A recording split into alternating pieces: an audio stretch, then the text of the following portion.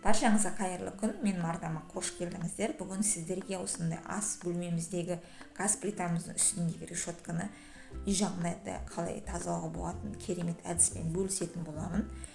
Ешқандай химикатсыз үйде бар заттармен тазаланатын керемет әдіс. Міндетті түрде менімен бірге болып, ардама тіркеліп, лайк басып, комментарий қалдыруды ұмытпаңыздар.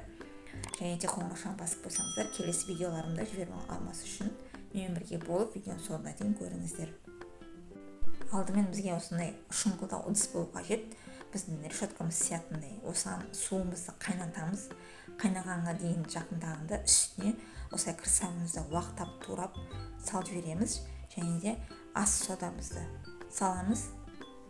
Небәрі тек қана бізге керегі екі ғана зат. Осы затпен біз барлығын тазалап жалтырап жуып алатын боламыз.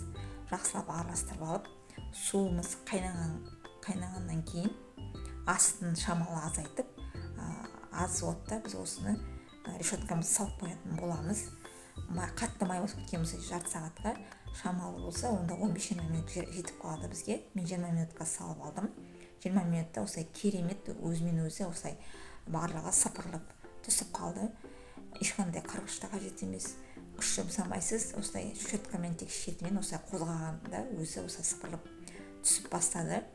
Осы әдіске сіз тек қана решетка емес, үйдегі барлық май басып қалған ыдыстарыңызды барлығында осылай жарты сағатқа салып алсаңыздар, өзіне әп-әдемі жылтырақ болып, тап-таза болып шығады. Ешқандай зияны жоқ, химикатсыз керемет әдіс.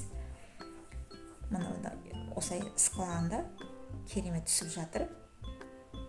Мен осылай екі жағында да айналдырып керемет жуып алдым.